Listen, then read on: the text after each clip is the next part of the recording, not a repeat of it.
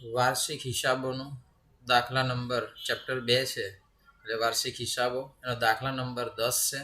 તો આપણે સૌ પ્રથમ પહેલો જે વિડીયો જોયો એમાં ખાલી કઈ વસ્તુ ક્યાં લખાય ને શું કરાય તે માત્ર આપણે જોયું હતું. તો હવે આપણે 10 નંબરના દાખલાની અહીં આગળ રકમ છે, તો રકમ પહેલાં વાંચું છું. લવ અને કુશ એક ભાગીદારી પેઢીના ભાગીદારો છે. તેઓ 60% નફો 3:2ના પ્રમાણમાં અને બાકીનો નફો 2:1ના પ્રમાણમાં વહેંચે છે.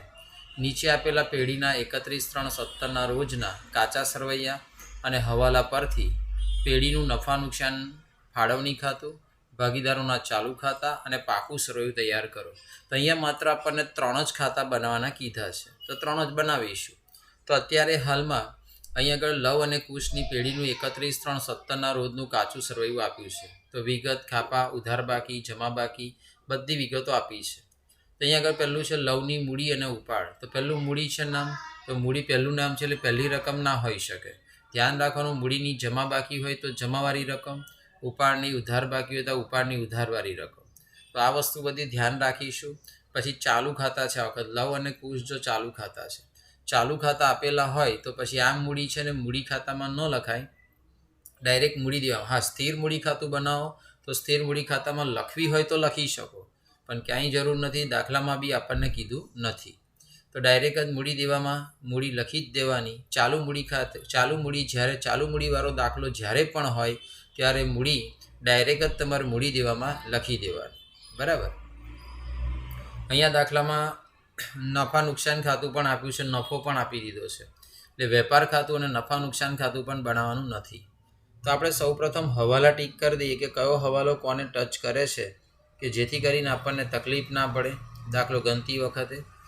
મૂડી પર 6% અને ઉપાડ પર 10%. આ તો ટીક કરવાનું હોતું જ નથી, કારણ એમનું સ્પેશિયલ ખાતું હોય છે, એટલે આપણે એની અસર આપવાની એટલે ટીક કરવાની જરૂર પડતી નથી.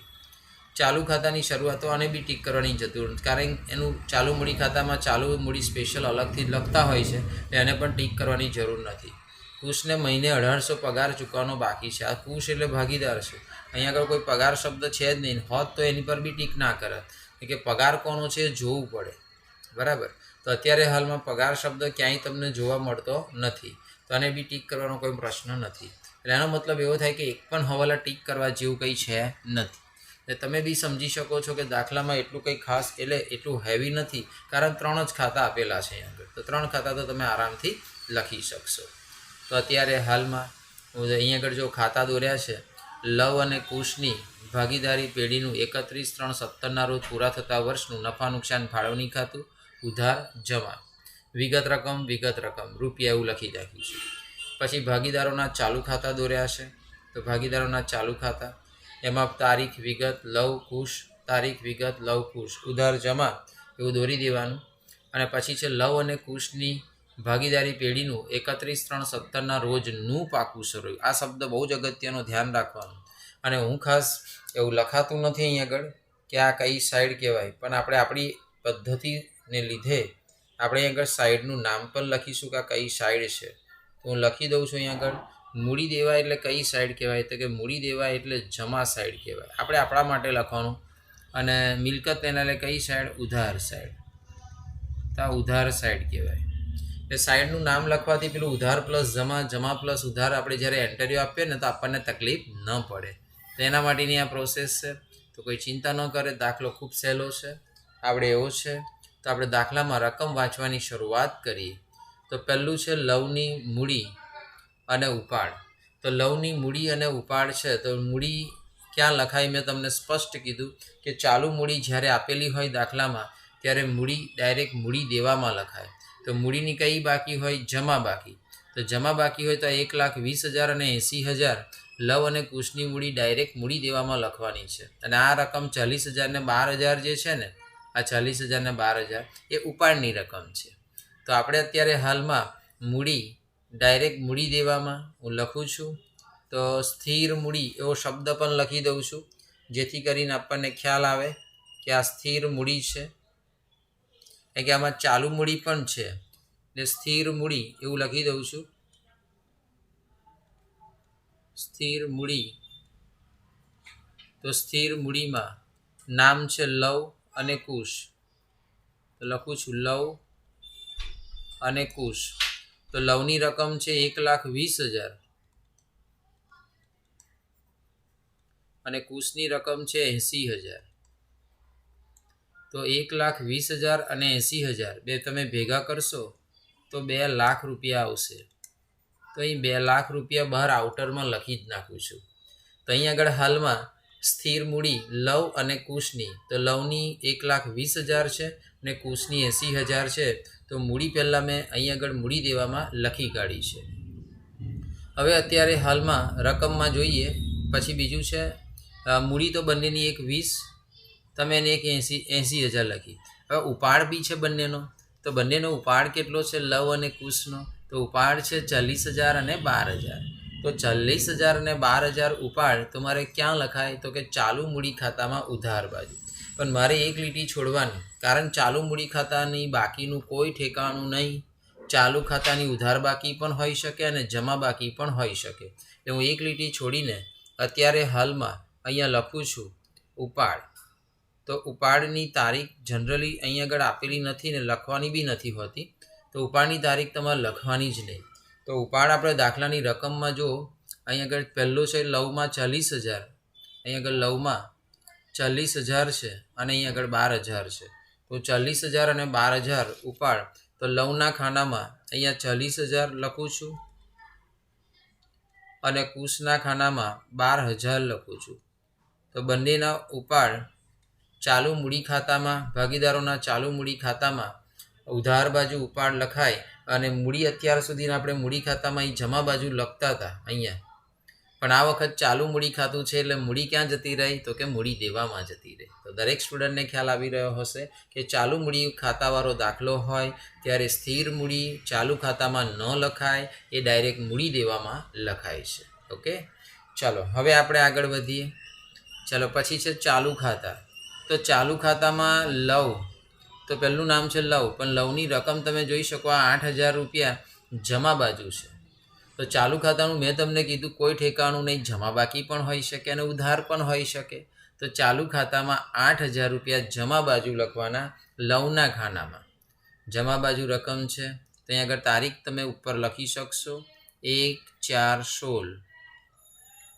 બાકી આગળ લાવ્યા, તો બાકી આગળ લાવ્યા તો લવની રકમ જમાવાળી રકમ જમા બાજુ લખવાની 8,000.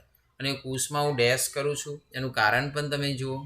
કારણ કે કુશમાં ડેશ કરવાનું કારણ એક જ છે કે આ 12,000 રૂપિયા કુશના કઈ બાજુ બતાવે છે? તો કે આ ઉધાર બાજુ બતાવે છે. તો ચાલુ મૂડી જ છે પણ ઉધાર બાજુ છે, તો ઉધાર બાજુ મારે લખવાનું બાકી આગળ લાવ્યા.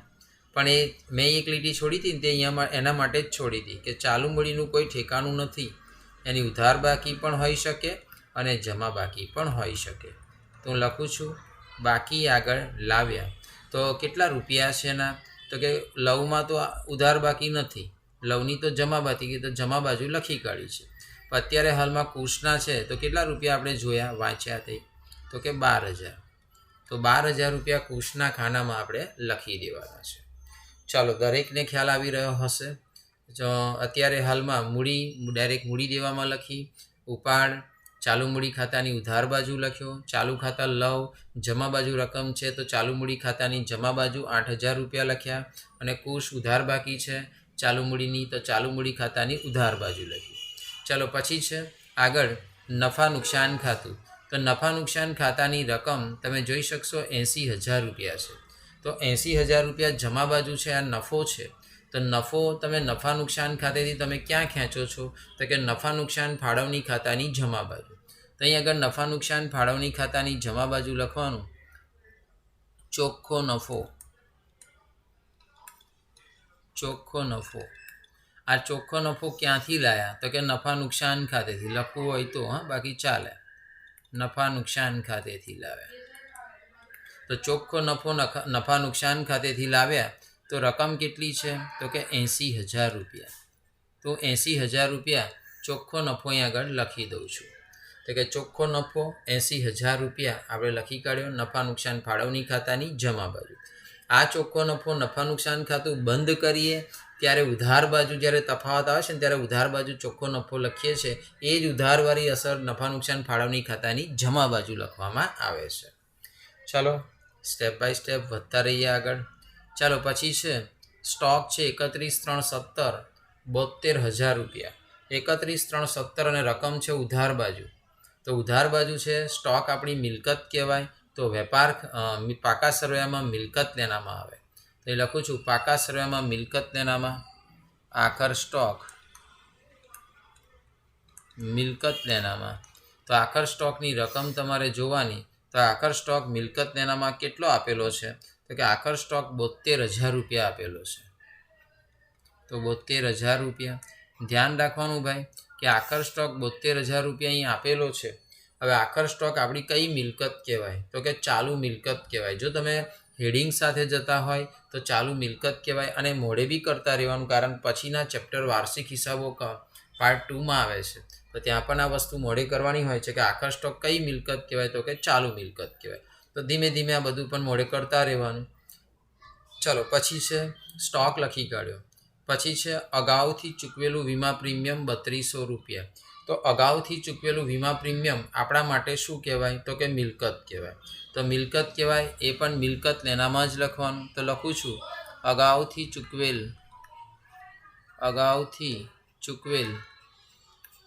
વીમા પ્રીમિયમ. તો અગાઉથી ચૂકવેલ વીમા પ્રીમિયમ એકચ્યુઅલમાં આને વસ્તુ આ તમે લખવી હોય ને અલગથી, તો અલગથી તમારે નીચે ચાલુ મિલકતો એવું હેડિંગ મારીને તમારે બે હેડિંગ આવે છે એમાં, કાયમી મિલકતો અને ચાલુ મિલકતો. તેના હેડિંગ નીચે પણ તમે લખવું હોય તો લખી શકો છો.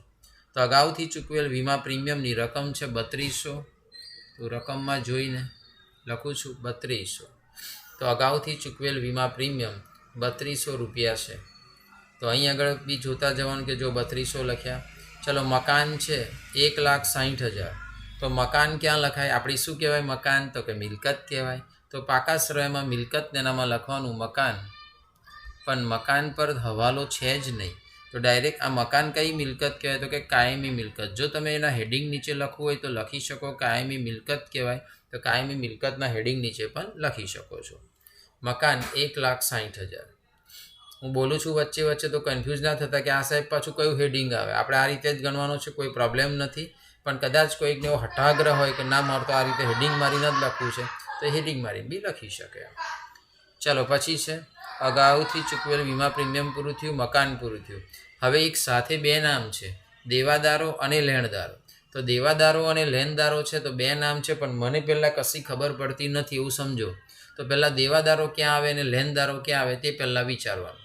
તો કે દેવાદારો મિલકત તેનામાં આવે. તો હું દેવાદારો અહીં પહેલાં લખી કાઢું છું દેવાદારો. પછી અહીં આગળ બે લીટી છોડું છું ચાલુ મૂડીને લીધે. તો કે દેવાદારો શબ્દ મિલકત તેનામાં આવે. અને અહીં આગળ બીજો શબ્દ લખી દઉં છું લેણદારો. તો અહીં આગળ લખું છું લેણદારો. શબ્દ લખું છું, ખાલી રકમ નથી લખતો. હવે તમે જો આ લેણદારો જમા બાજુ, આ લેણદારોની સાઈડ કઈ છે? મૂડી દેવાય એટલે જમા સાઈડ. તો લેણદારોની જમા સાઈડ છે તો મારે અહીં આગળ રકમ જોવાની જમાવાળી. તો રકમમાં તો કે દેવાદારો અને લેણદારોના 80,000 ને 28,000 છે. 28,000 જમાવાળી રકમ છે. તો જમાવાળી રકમ જમા બાજુ લખવાની. તો 28,000 રૂપિયા અહીં જમા બાજુ લખી કાઢવાના. તો જો લેણદારો 28,000 રૂપિયા હું આ જમા બાજુ લખી કાઢું છું, કારણ ત્યાં રકમ જમામાં છે. કાચા શ્રેયમાં રકમ જમા બાજુ આપી છે એટલે હું અહીં આગળ જમા બાજુ જ લખું છું. અને તમે જુઓ રકમમાં કાચા શ્રેયમાં ઉધાર બાજુ અહીં આગળ જે રકમ આપી છે 80,000 રૂપિયા, તો એ દેવાદારોની રકમ છે. ઉધાર બાજુ રકમ છે તો સ્વાભાવિક છે કે અહીં આગળ ઉધાર છે, મિલકત લેના એટલે ઉધાર સાઈડ કહેવાય. તો અહીં આગળ દેવાદારો, અહીં આગળ ઇનરમાં લખું છું 80,000. ઇનરમાં કોઈ હવાલો નથી સાહેબ, તો પણ કેમ ઇનરમાં? તો એની પર ગાલખાદ અનામત એક કાચા શ્રેણી છે તે બાદ કરવાની છે, એટલા માટે, બીજું કોઈ જ રીઝન નથી. ચલો આપણે આગળ વધીએ. તો કે દેવાદારો અને લેણદારનો હિસાબ તો મેં પૂરો કર્યો. પછી છે અહીં આગળ જો રોકડ અને બેંક બાકી. તો બંને બાજુ રકમ છે 4800 છે ને હવે જમા બાજુ અને ઉધાર બાજુ 20,000 છે. તો બંને બાજુ નામ હોય ત્યારે શું કરવાનું? પહેલાં અહીં આગળ જો પાક્કા શ્રેયમાં મિલકત તેનામાં જતો રહું છું, એક લીટી છોડીને પહેલાં અહીં આગળ લખી દઉં છું રોકડ શિલ્લક એવો શબ્દ લખી દઉં છું. બંને બાજુ નામ હોય ને ત્યારે રોકડ શિલ્લક આ બાજુ, અને આ બાજુ છે ને બેંક ઓવરડ્રાફ્ટ લખી દેવાનું.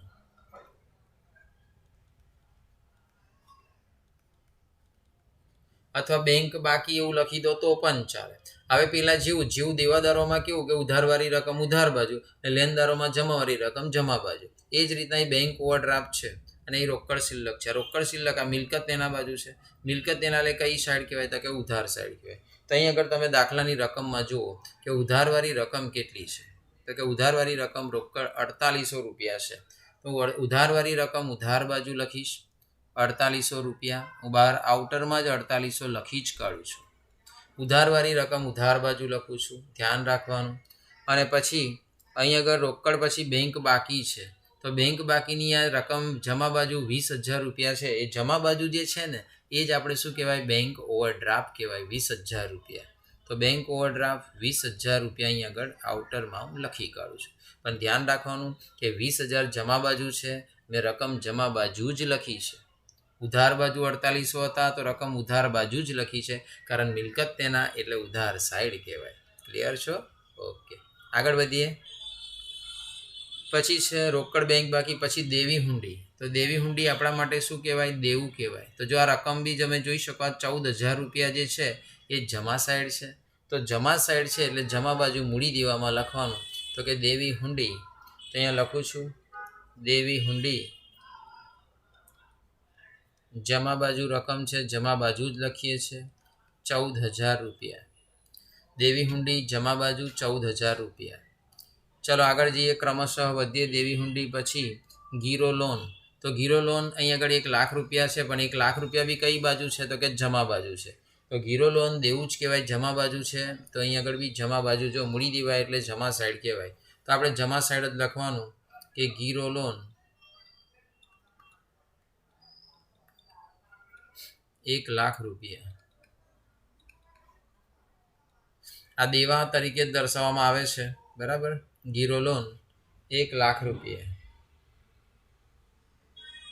ચલો ગીરો લોન પછી પાઘડી. પાઘડીની રકમ તમે જોઈ શકો 40,000 રૂપિયા ઉધાર બાજુ છે. તો પાઘડી ઉધાર બાજુ છે તેનો મતલબ પાઘડી શું કહેવાય? આપણી મિલકત કહેવાય. તો પાઘડી મિલકત કહેવાય. તો પાઘડી મિલકત તેનામાં લખવાની. અને પાઘડી એ કાયમી મિલકત છે. અદ્રશ્ય મિલકત ખરી પણ એ કાયમી મિલકતમાં જાય. એ પાઘડી મિલકત તેનામાં 40,000 રૂપિયા. કદાચ હેડિંગ મારીને લખતા હોય તો 2 જ હેડિંગ છે, કાયમી મિલકતો અને ચાલુ મિલકતો. તો આ કાયમી મિલકતોના હેડિંગ નીચે જશે, આ ચાલુ મિલકતના હેડિંગ નીચે જાય. દેવાદારો ચાલુ મિલકતમાં જાય, મકાન કાયમી મિલકતમાં જાય, અને આ બંને ચાલુ મિલકતમાં જાય કદાચ મારવા હોય તો. પછી આગળ છે પગડી. પગડી તો પૂરી થઈ. બાકી મજૂરી. પણ તમે જોઈ શકો બાકી મજૂરીના 2800 રૂપિયાની રકમ કઈ બાજુ છે તો કે જમા બાજુ છે.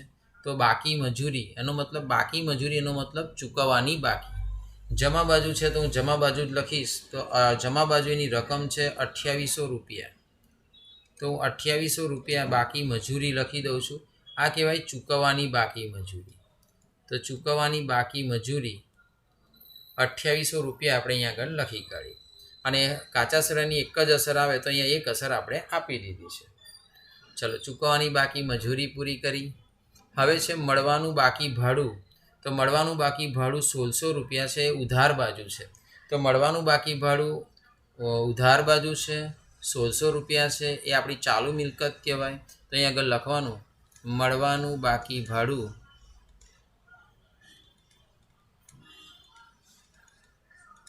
તો ઉધારવાળી રકમ ઉધાર બાજુ જ લખાય. તો 1600 રૂપિયા મળવાનું બાકી ભાડું લખી દઉં છું.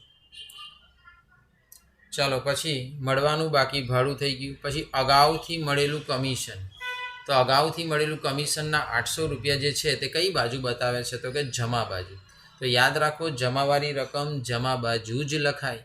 તો અગાઉથી મળેલું કમિશન, તમને કંઈ પણ વસ્તુ તમને એડવાન્સમાં મળી જાય તો તમારા માથા પર શું કહેવાય તો કે દેવું કહેવાય. તો અહીંયા આગળ દેવું તરીકે તમારે દર્શાવવાનું તો કે અગાઉથી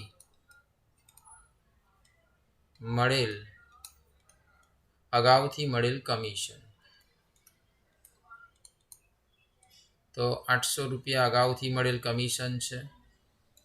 તો 800 રૂપિયા અગાઉથી મળેલ કમિશન અહીંયા લખી દઉં છું. માનું છું ત્યાં સુધી દરેકને ખ્યાલ આવી જ રહ્યો હશે. પછી છે ગાલખાદ અનામત. અહીં 8,000 રૂપિયા છે. તો ગાલખાદ અનામત જમા બાજુ છે પણ હું લખવાનો કઈ બાજુ? ઉધાર બાજુ. તો હું શું કરીશ? માઇનસ. તો અહીં આગળ નફા નુકસાન ખાતું બનાવ્યું નથી. ખરેખર આપણે નફા નુકસાન ખાતામાં લખીએ છીએ, પણ જ્યારે આ રીતે નફા નુકસાન ખાતું ન બનાવ્યું હોય તો જ તમે આ ઘાલખાદ અનામત કાચા શ્રેણી પાકા શ્રેણીમાં મિલકત તેનામાં દેવાદારોમાંથી માઇનસ કરી શકો. બાકી તો નફા નુકસાન ખાતામાં જ લખીએ છીએ, તે બી તમે જાણો જ છો. ચાલો, દેવાદારોમાંથી માઇનસ. સાહેબ, આ રકમ તમે જમા બાજુ છે અને લખો છો ઉધાર બાજુ, તો તમે જેવું બોલ કરો છો કે ઉધારવાળી જમાવાળી રકમ જમા બાજુ જ લખાય, તમે તો ઉધાર બાજુ લખ્યું છે. તો ભલે મેં ઉધાર બાજુ લખ્યું છે, પણ તમે જોઈ શકો મેં શું કર્યું છે તો કે માઇનસ કર્યું છે. એટલે જ્યારે હું વિરુદ્ધ સાઈડ જાઉં ત્યારે મારે માઇનસ કરવાનું એવું યાદ રાખવાનું કે ઘાલખાદ અનામત કા લખવાની. આની છે કાચા સરવૈયાની. ખરેખર કાચા સરવૈયાની અહીંયા આવતી જ નથી, પણ નફા નુકસાન ખાતાનો નફો આપી દીધો છે, બીજી કોઈ અસર છે નહીં. તો અત્યારે હાલમાં એટલે ડાયરેક્ટ અહીંયા જાય. હા, બીજું એક કહી શકું, ચોપડીનું બેઠો જોવાનું નહીં. ઘાલખાદ અનામત અહીંયા ના લખવી, દેવાદારો બહાર લખી કરવાના. તો ઘાલખાદ અનામત તમે મૂડી દેવામાં બી લખી શકો. જમાવાળી રકમ છે તો જમા બાજુ તમે લખી શકો.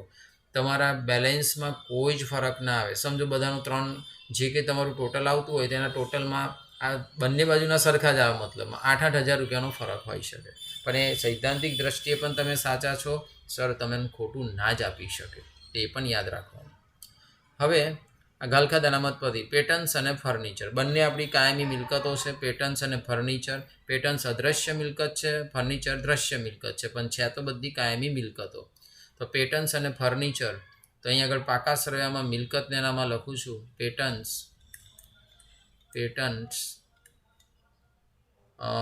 રૂપિયા છે 12,000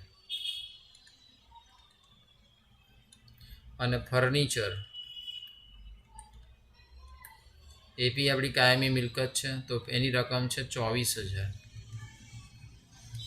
તો દરેક સ્ટુડન્ટને કે કાચું સરવૈયાની ઉધારવાળી રકમ અને જમાવાળી રકમ ટોટલ ખલાસ કરી નાખી. એક અસર આપણે એની આપી દીધી છે. હવે એમાં કોઈ જ પ્રોબ્લેમ નથી આપણને. હવે આપણે હવાલા જોઈએ. તો હવાલામાં છે મૂડી પર 6% વ્યાજ ગણવાનું છે, ઉપાડ પર 10% વ્યાજ ગણવાનું. તો આપણે શું શીખ્યા છે કે મૂડીનું વ્યાજ મૂડીની નીચે, એટલે કે મૂડી ખાતાની જમા બાજુ, અને બીજી જમા બાજુ એટલા માટે કે ભાગીદાર માટે આવક છે, અને બીજી અસર ફાળવણી ખાતાની ઉધાર બાજુ. તો ફાળવણી ખાતાની ઉધાર બાજુ એટલા માટે કે પેઢી માટે ખર્ચ છે. પણ જ્યારે ચાલુ મૂડી ખાતા આપ્યા છે તો આપણે મૂડીનું વ્યાજ મૂડી નીચે, પણ મૂડી તો લખી છે મૂડી દેવામાં, તો ત્યાં નીચે ના લખાય. તમારે લખવાની ચાલુ મૂડી ખાતામાં જ, પણ જમા બાજુ જ લખવાની. તો મૂડી ખાતામાં બી જમા બાજુ લખતા હતા, તો અહીં આગળ તમારું અહીં ટકા જોઈ લો, મૂડી પર 6% વ્યાજ છે. મૂડી ખાતામાં બી જમા બાજુ લખતા હતા, તો અહીં આગળ ચાલુ મૂડી ખાતામાં બી જમા બાજુ જ લખવાનું. તમારે અહીં લખી દેવાનું 31/3/17 સ્થિર મૂડી પર વ્યાજ. શબ્દ લખવાનો સ્થિર મૂડી પર વ્યાજ. ભલે ને મૂડી દેવામાં લખી, મૂડી એવું કહે છે કે હું તો વીઆઈપી છું, વ્યાજ જેવી રકમ મારા હાથમાં આપે છે, મને નહીં, મારા ડમીને આપ. આ ચાલુ ખાતાને પોતાનું ડમી સેક્રેટરી સમજે છે. એટલે એ આ શું કરશે કે આ મૂડી જે છે ને તે મૂડીનું વ્યાજ હાથમાં નહીં લે. બહુ વીઆઈપી માણસ વધારે પડતો થઈ ગયો છે. તો આ 1,20,000 લઉં છે, તો 1,20,000ના 6% કરવાના. તો એક કેલ્સી પર કરશો ને તો આવી જશે 1,20,000 ગુણ્યા 6%, તો 12×6 = 72, એટલે 7,200 લવનું આવશે. તો અહીં લખું છું સ્થિર મૂડી પર વ્યાજ લવમાં 7,200 એટલે કે 7200. હવે કુશનું જોવા, તો આપણે કુશની વાત કરીએ તો કુશમાં તમે જોઈ શકો અહીં આગળ કુશની સ્થિર મૂડી કેટલી છે તો કે 80,000. તો 80 કેલ્સીમાં ગણતરી કરવાની કે 80,000 ગુણ્યા 6%, તો 8×6 = 48, તો 4800 રૂપિયા. તો અહીં આગળ લખી દઉં છું કુશનું સ્થિર મૂડીનું વ્યાજ 4800 રૂપિયા આવે છે. આપણે શું શીખ્યા છે કે આ બે ગાઢ પ્રેમવાળા ખાતા છે, નફા નુકસાન ફાળવણી ખાતું અને ચાલુ મૂડી ખાતું, એકબીજા વગર રહી શકતા નથી. તો આ શું કહે છે કે તું જમા અસર આપીશ તો હું ઉધાર આપીશ, આ એવું કહે છે કે તું જમા આપીશ તો હું ઉધાર આપીશ. ઉધાર જમાનો ખેલ ચાલ્યા કરે, પણ એકબીજામાં જ અસર આવે. તો અહીંયા આગળ હાલમાં હું અહીં આગળ લખી દઉં છું સ્થિર મૂડી પર નફા નુકસાન ફાળવણી ખાતામાં લખું છું, થોડી જગ્યા ઓછી છે, તો સ્થિર મૂડી પર વ્યાજ, સ્થિર મૂડીનું વ્યાજ થોડુંક સેટ કરીને તમે પણ લખી દેજો. લવ અને કુશ, તો લવમાં 7200 અહીં આગળ છે, અને કુશમાં 4800. તો અહીંયા લખી દઉં છું 7200 અહીંયા લખું છું 4800. તો 7200 અને 4800નો સરવાળો કરવાનો. તો એ સરવાળો આવે છે 12,000 રૂપિયા. તો એ સરવાળો 12,000 રૂપિયા તમારે લખી કાઢવાનો. તો હવે 12,000 રૂપિયા સરવાળો તો લખી કાઢ્યો. યાદ રાખજો, સ્થિર આપણે શું શીખ્યા છે કે મૂડીનું વ્યાજ મૂડીની નીચે, પણ મૂડી તો મૂડી દેવામાં લખી છે, તો ત્યાં નથી લખવાનું. ચાલુ મૂડી ખાતાની જમા બાજુ સ્થિર મૂડીનું વ્યાજ, એક અસર જમા તો બીજી અસર ઉધાર. મતલબમાં મૂડીનું વ્યાજ જ્યાં અસર આપતા હતા મૂડી ખાતામાં જમા બાજુ, ત્યાં જમા બાજુ જ અસર આપવાની છે, પણ ચાલુ મૂડી ખાતામાં. ચલો હજુ પછી એક અસર હતી હવાલો, એ જ હવાલામાં ઉપાડ પર 10% વ્યાજ ગણવાનું છે. તો ઉપાડ પર 10% વ્યાજ ગણવાનું હોય. મેં તમને એવું શીખવાડ્યું હતું કે મૂડીનું વ્યાજ મૂડીની નીચે, ઉપાડનું વ્યાજ ઉપાડની નીચે. તો ઉપાડ અહીં આગળ છે જ, તો અહીં આગળ લખવું પડે 31,3,17. લખું છું ઉપાડનું વ્યાજ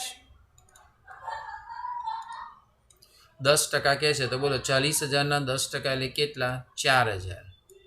અને અહીં આગળ 12,000 છે, તો 12,000ના 10% એટલે કેટલા? તો કે 1200.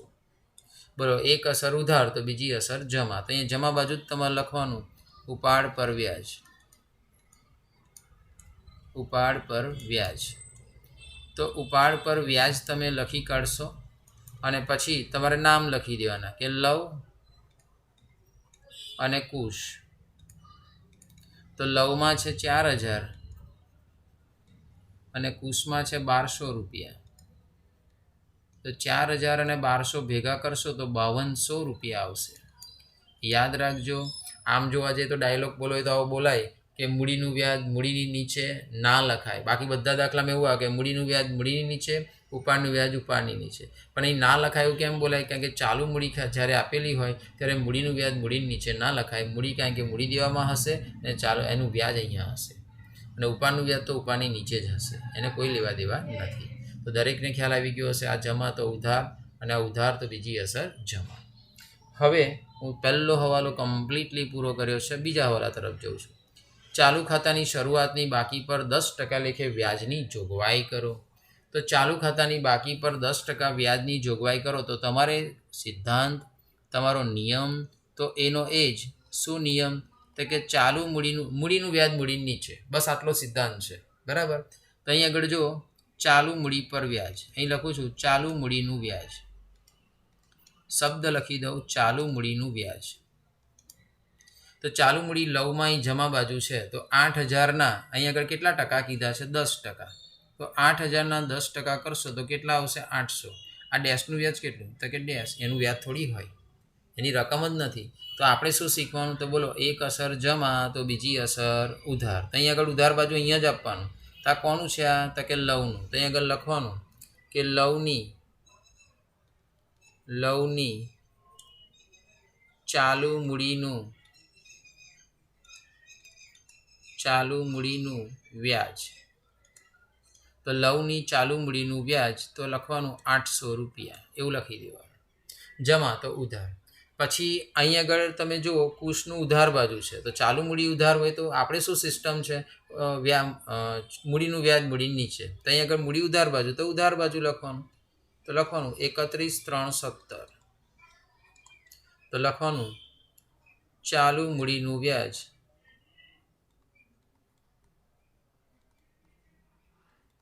તો ચાલુ મૂડીનું વ્યાજ એ ડેશનું વ્યાજ ડેશ, અને 12,000ના 10% કરશો તો કેટલા આવશે? 1200 રૂપિયા. તો અહીંયા પણ તમારે અહીં આગળ લખી જ દેવાનું કે ચાલુ મૂડીનું વ્યાજ 1200 રૂપિયા. બસ સિસ્ટમ યાદ રાખવાની કે જમાવાળી રકમ હોય તો ઉધાર બાજુ ને ઉધારવાળી રકમ હોય તો જમા બાજુ, એકબીજામાં ખાલી ક્રોસ કર્યા કરવાનું છે. તો દરેકને ખ્યાલ આવી રહ્યો હશે, હું માનું છું ત્યાં સુધી. હવે આગળ વધીએ. પછી છે કુશને, ત્રીજો હવાલો છે. કુશને મહિને 1,800 પગાર ચૂકવવાનો બાકી છે. તો કુશ ધંધાનો માલિક છે અને માલિકને પગાર આપવાનો છે. તો પેઢી માટે શું કહેવાય? તો કે ખર્ચ કહેવાય. તો પેઢી માટે ખર્ચ કહેવાય. તો અહીં આગળ તમારે પેઢી માટે ખર્ચ કહેવાય તો ફાળવણી ખાતાની કે બાજુ આવશે? તો કે ઉધાર બાજુ. તો ફાળવણી ખાતાની ઉધાર બાજુ તમારે લખવાનું, શું લખવાનું? તો કે પગાર. પણ કોનો પગાર છે? તો કે કુશનો. તો કુશને પગાર, કુશનો પગાર. પણ 1 મહિનાના કેટલા કીધા છે? તો આપણે હવાલામાં જોવાનું કે કુશને મહિને 1800 રૂપિયા પગાર છે, તો 1800 ગુણ્યા 12 કરવાના. તો 1800 ગુણ્યા 12 કરશો તો 21600 આવશે. તો 21600. બોલો, એના પેઢી માટે ખર્ચ છે, પણ ભાગીદાર માટે શું છે? તો આવક. એક અસર ઉધાર, તો બીજી અસર જમા. તો તમારે અહીં આગળ લખવાનું 31,370. તો લખવાનું પગાર. અહીં આગળ આખો શબ્દ લખવાની જરૂર નથી કે કુશને પગાર એમ, કારણ કે કુશના ખાનામાં જ લખવાનો. કુશનો છે તો કુશના ખાનામાં જ લખવાનો 21,600. તો 21,600 રૂપિયા આપણે પગાર લખી કાઢ્યો. હવે શું કરવાનું? તો કે અસરો તો આપણે સ્ટેપ બાય સ્ટેપ આપતા જ જઈએ છીએ. હવે આગળ વધીએ. ઉપરના હવાલાઓ નાખ્યા પછી વધતા નફા પર કુશને 10% કમિશન આપવાનું છે. તો અત્યારે હાલમાં બધા હવાલા નાખી દેવાના, પછી વધતા નફા પર 10% કમિશન આપવાની વાત કરી છે. પણ અત્યારે હાલમાં સૌપ્રથમ શું કરવું પડશે? તો કે પહેલાં તો વધતો નફો શોધવો પડશે. તો પહેલાં વધતો નફો શોધીએ તો કે 80,000, 5200 અને 1200. તો આનું ટોટલ કરીશું તો 86,400 આવશે. તો લખું છું 86,400. તમારે કેલ્સી પર કામ કરતા રહેવાનું. બે લીટી પણ આ રીતના દોરવાની. તો લખું છું 86,400. બે નીચે લીટી દોરી દેવાની. હવે 86,400માંથી તમારે શું કરવાનું? કેલ્સી હાથમાં લેવાની. 86,400 માઇનસ 12,000 માઇનસ 800 માઇનસ 21,600. તો તમે જ્યારે બાદબાકી કરશો ને ત્યારે તમારી રકમ આવે છે ને, તે રકમ 52,000 રૂપિયા આવે છે. જોજો ધ્યાનથી, આ જ મેઇન છે સમજવાનું. તો 52,000 રૂપિયા આવે છે. તો હું આગળ એ પૈસા તમારા બાદબાકી આવે છે તો 52,000 રૂપિયા આવે છે. તફાવત એ નફા નુકસાન ફાળવણી ખાતાની જમા બાજુ જે રકમો હતી તે ઉધાર બાજુની બધી માઇનસ કરી તો 52,000 તફાવત આવે છે. તો હવાલામાં આપણને શું કીધું છે? કે હવાલામાં એવું કીધું છે કે ઉપરના હવાલાઓ નાખ્યા પછી વધતા નફા પર, આ વધતો નફો કહેવાય, આ વધતો નફો આવ્યો, વધતો નફો 52,000. વધતા નફા પર કુશને 10% કમિશન આપવાનું છે. તો લખું છું કુશને કમિશન.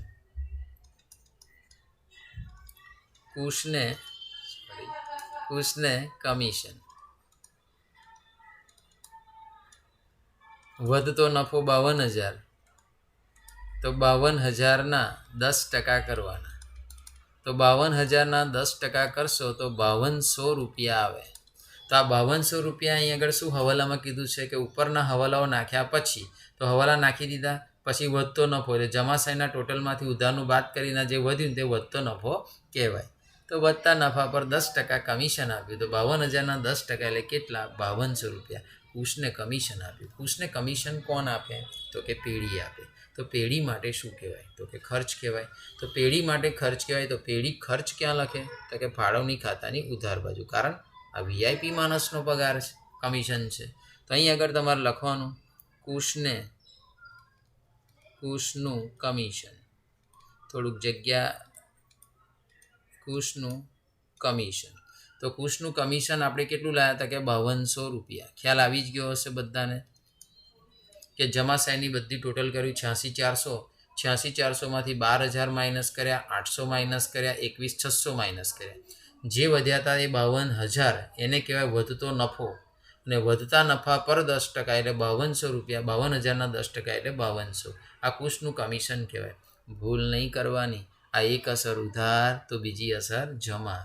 કારણ કે કુશ માટે તો આવક જ છે. અહીં લખવાનું 31,370. અને અહીં આગળ માત્ર શબ્દ લખવાનો કમિશન. કમિશન ખાતે. તો કમિશન કુશનું છે તો લવને ખોટું લાગે તો લાગવા દેવાનું. કુશમાં જ લખવાનું. કુશમાં કેટલા લખવાના? 5200 રૂપિયા. તો 5200 રૂપિયા કુશમાં જ લખીશ. લવને ભલે ને ખોટું લાગે, અને જો તમે એને ખોટું લાગે ને એવું વિચારો કે સલાહ એને ખોટું લાગે છે તો એના ખાનામાં લખું, તો છેલ્લા આપણા બેલેન્સના ટાંટિયા ઊંચા નીચા રહે. એટલે કદી ભૂલ નહીં કરવાની કે જેના છે તેના ખાનામાં જ લખવાના છે. તો સરસ, દરેકને ખ્યાલ આવતો હશે. હવે આપણે માત્ર શું તો કે ટોટલ માર્યું આ 86,400. 86,400માંથી 12,000 માઇનસ કર્યા, 800 માઇનસ કર્યા, 21,600 માઇનસ કર્યા. હવે 5200 બી માઇનસ કરો. તો 5200 માઇનસ કરશો તો તમારો નફો, વહેંચણી પાત્ર નફો 46,800 રૂપિયા આવે છે. ખ્યાલ આવી ગયો હશે. 86,400માંથી 12,800, 21,600 ને 5200 માઇનસ કરવાનો, અથવા પેલા 52,000 હતા ને તે માઇનસ કરી દેશો, એમાંથી 5200 માઇનસ કરશો તો 52,000માંથી 5200 માઇનસ કરો તો સીધો 46,800 આવી જશે. તો અહીંયા લખાશે અને કે નામ લખવાનું વહેંચણી પાત્ર નફો. વહેંચણી પાત્ર નફો. તો આ વહેંચણી પાત્ર નફો આ બે જણને આપવાનો. તો એક નામ છે લવ અને બીજું નામ છે કુશ. તો લવ અને કુશને આપવાનું. તો 46,800 ને પાછું કયા પ્રમાણમાં વેચવાનું? તો દાખલામાં એક જ નાટક આપી દીધું છે કે ભાગીદારો તેઓ 60% નફો 3/2ના પ્રમાણમાં વેચે છે અને બાકીનો નફો 2/1ના પ્રમાણમાં વેચે છે.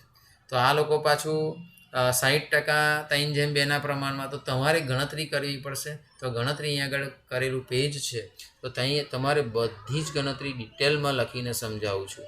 મુદ્દો સહેલો છે પણ છતાંય તમારે ધ્યાનથી પહેલાં તમારો નફો જોઈ લેવાનો કે દાખલામાં નફો કેટલો આવે છે. તે હું લખું છું વહેંચણી પાત્ર નફો. વહેંચણી પાત્ર નફો આપણે હમણાં શોધી લાયા 46,800. તો 46,800માં પાછા ભાગ પાડવાના એવું કીધું છે કે હવાલામાં શરૂઆતની લીટીમાં કીધું છે કે 60% નફો 3/2ના પ્રમાણમાં. તો અહીં લખું છું પહેલાં 60% નફો. 60% નફો કરીએ તો 46,800 ગુણ્યા 60%. એટલે આપણે પહેલાં એની ગણતરી કરીશું. તો 46,800ના 60% કરવાના અને એ ગણતરી આપણે અહીંયા આગળ લખીએ છીએ. અહીંયા આપણે 46,800ના 60% કરીએ તો 28,080 રૂપિયા આવે છે. ધ્યાન રાખજો. અને આ 28,080 આપણે કયા પ્રમાણમાં વેચવાના છે? તો કે આ 60% નફો 3/2ના પ્રમાણમાં. તો 3/2ના પ્રમાણમાં. તો 3 ને 2 કેટલા? 5. તો આ પ્રમાણમાં વેચવાના છે. તો આ 60% નફો છે. તો બાકીનો કેટલા ટકા નફો હશે? તો કે 40%. તો બાકીનો 40% નફો. તો 40% નફો એટલે તો 46,800 જે છે, તો 46,800ના 46,800 ગુણ્યા કેટલા ટકા? તો કે 40%. તો 18,720 આવશે. તો અહીં આગળ લખું છું 46,800 ના 40%. તો રકમ આવે છે 18,720. તમારે 18,720 આ રીતના ના લાવવા હોય તો બીજી રીતે પણ લાવી શકાય. આ 46,800ના 60% એટલે 28,080 છે. ખાલી માઇનસ બરાબર કરો ને એટલે સીધી જ રકમ 18,720 આવી જશે. બરાબર. પણ અહીં આગળ 3/2ના પ્રમાણમાં કીધી છે અને બીજી આ જે બાકીનો નફો 2/1ના પ્રમાણમાં. તો આ બાકીનો નફો કહેવાય. તો આ 2/1ના પ્રમાણમાં. તો 2/1 તો 2 ને 1 કેટલા થાય? 3. તો તમારે આ રીતના આનો નફો વહેંચવાનો છે. તો પહેલાં જ સૌ પ્રથમ હું લવની વાત કરું તો પહેલાં લવ. તો લવને 60%ની વાત કરીએ તો 28,080 28,080 ગુણ્યા 3ના છેદમાં કેટલા? 5. 3/2ના પ્રમાણમાં છે ને, તો 3/5 કરવાનું. પછી લવ પછી કુશનું કરવાનું. તો લવ પછી કુશ. તો કુશમાં પણ 28,080 ગુણ્યા 2/5 કરવાનું. તો આની ગણતરી કરી લઈએ આપણે પહેલાં. તો કે કેલ્સી પર ગણતરી કરીએ તો 28,080 ગુણ્યા 3/5 કરવાનું. એ રકમ આવે છે 16,848. 16,848 રૂપિયા. આ થયા લવના. હવે કુશની વાત કરીએ તો અહીંયા પણ 28,080 ગુણ્યા 2/5. તો રકમ આવે છે 11,232. 11,232 રૂપિયા. યાદ રાખવાનું કે આ 16,848 અને 11,232 બેનો સરવાળો કરીએ તો 28,080 આવવા જોઈએ. ભૂલમાં કંઈક વેચ્યું હોય તો જોઈ લેવાનું ધ્યાનથી અંદર. ચાલો 40% નફો છે તો પહેલાં આપણે લવની જ વાત કરીએ તો લવ 18,720 ને વેચવાના તો 18,720 ગુણ્યા આ બેને જેમ એકના પ્રમાણમાં તો બેના છેદમાં કેટલા તો કે 3. પછી અહીં કુશનું વેચવાનું તો કુશ 18,720 ગુણ્યા અહીં કેટલું છે એકના છેદમાં 3 તો એકના છેદમાં 3 લખવાના. હવે શું કરવાનું તો કે એની ગણતરી કરતી વખતે 18,720 ગુણ્યા 2 ભાગ્યા 3 તો 12,480 આવે છે. તો 12,480 રૂપિયા. ચલો એ જ રીતના આની ગણતરી કરીએ કે 18,720 ગુણ્યા 1 ભાગ્યા 3 તો 6240 આવે છે. 6,240. પછી આ 12,480 અને 6240 બેનો સરવાળો કરો તો 18,720 થઈ જવા જોઈએ. હવે આપણે શું તો કે લવને ટોટલ કેટલા મળ્યા તે ગણતરી કરી તો કે લવને આ 60% નફો હતો તેમાં એને કેટલા મળ્યા હતા તો કે 16,848. તો મારે અહીં આગળ લખી દેવાનું 16,848. તો લખું છું 16,848. પછી વત્તા આ 40%માં લવને કેટલા મળ્યા તો કે 12,480. તો અહીંયા લખું છું 12,480. પછી આ બેનો સરવાળો કરી દેવાનો.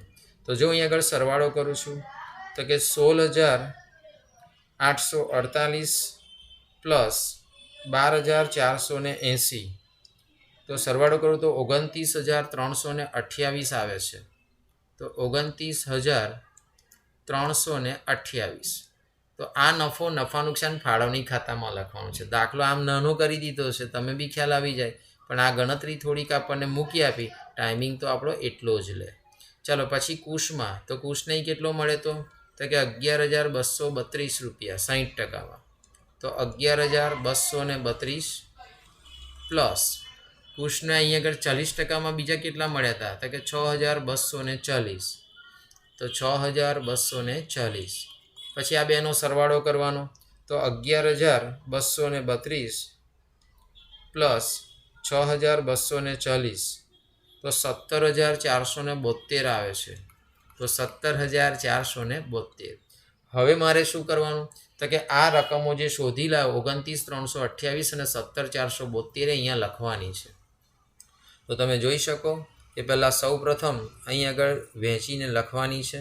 તો હું એમને લખી કાઢું છું. આ રકમો થોડી કલર ચેન્જ કરી નાખું તમને ખ્યાલ આવે. 29,328 29,328 આ લવના છે ને 17,472 17,472 તો આ કુશના છે. તો આ એક રસ આપણે શું સિસ્ટમ શીખ્યા એક અસર ઉધાર તો બીજી અસર જમા. તો અહીં આગળ 31,370 અહીં આગળ લખવાની. તો લખું છું 31,370. તો અહીં આગળ લખવાનું વહેંચણી પાત્ર નફો વહેંચણી પાત્ર નફો તો લવનો છે 29,328 29,328 અહીં આગળથી લાયા બરાબર આ અને હવે 17,472 તો અહીં આગળ લખી દઉં છું 17,472. હવે આપણે ટોટલ કરવાના છે. તો અહીં આગળ તમે જુઓ લવનું ટોટલ જમા બાજુ 45,328 થાય છે. 45,328 જે અહીં આગળ તમે જોઈ શકો 40,000 ને 4 44,000 જ થાય છે. એનો મતલબ એવો થાય કે આ ટોટલ વધારે જ છે તો હું પહેલાં મારી જ દઉં છું 45,328. તો અહીંયા કેટલા ખૂટે છે તો કે 45,328માંથી 40,000 અને 4,000 માઇનસ કરશો તો 1,328 ખૂટશે. એ લખો 1,328. ચાલો અહીં 12 ને 12 24 25 26 26,400 થાય છે. તમે જોઈ શકો 21 ને 5 26 તો આ જ થઈ જાય છે. તો 4800 21,600 5200 અને 17,472 એનો સરવાળો કરવા તો તો સરવાળો કરીશું તો 49,072 આવશે. તો 49,072 અહીંયા પણ લખી દેવાના. તો કે 49,072.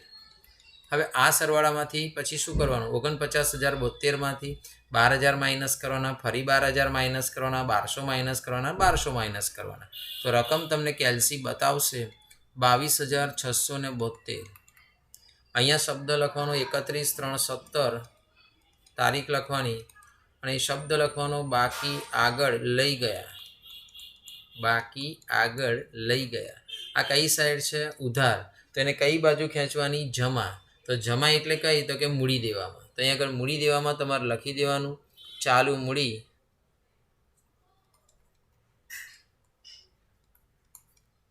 ચાલુ મૂડી એમાં બી લખવાનું લવ અને લખવાનું કુશ. તો ચાલુ મૂડી ત્યાં આગળ તમે જોઈ તો કે અહીં કેટલી હતી? તો તમે જોઈ શકો 1328 અને 22,672. તો અહીં આગળ લખી દઉં છું 1328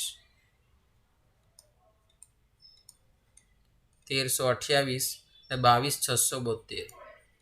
તો 22,672. પછી આ 1328 અને 22,672નો સરવાળો કરવાનો. અહીં રકમ આવશે 24,000. પછી તમારે આના બધાના સરવાળા કરવાના. તો 2 લાખ પ્લસ 24,000, 28,000, 20,000, 14,000, પછી 1,28,000 અને 800. તો એનું ટોટલ કરશો તો 3,89,600 આવશે. 3,89,600. આમાં બી એ બધાનું ટોટલ તમે કરશો. આ 72,000, 3,62,000, 1,00,000, 72,000, 48,000, 40,000, 16,000, 12,000 અને 24,000. તો ટોટલ આવશે 3,89,600. તો માનું છું ત્યાં સુધી દરેક એન્ટ્રીને આપણે પ્રાધાન્ય આપ્યું છે. બધી એન્ટ્રી આપી દીધી છે. ખાલી નીચે 2 લીટી ખાતું પૂરું થાય તો ધ્યાન રાખવાનું કંઈ દોરી દેવી. બરાબર? એ પણ ધ્યાન રાખવાનું કે લીટી પણ અહીં આગળ દોરી દેવાની. તો દરેકને ખ્યાલ આવ્યો હશે. ઉધાર જમા જે કંઈ અસર બધી આપવાની તે આપી છે. દાખલો તો આપણે હજુ ભણવાના છે, પણ છતાંય તમને વિડીયો લેક્ચરથી પૂરેપૂરી સમજણ પડે એના પ્રાધાન્ય એના માટે મેં વિડીયો બનાવીને તમને મોકલ્યો છે. બરાબર? જે હેતુથી મોકલ્યો છે એ સિદ્ધ થાય એવો પ્રયત્ન મેં બી કર્યો છે ને તમે બી કરજો. બરાબર? તો ઓલ સ્ટુડન્ટને મિતેશ ક્લાસીસ તરફથી થેન્ક યુ વેરી મચ.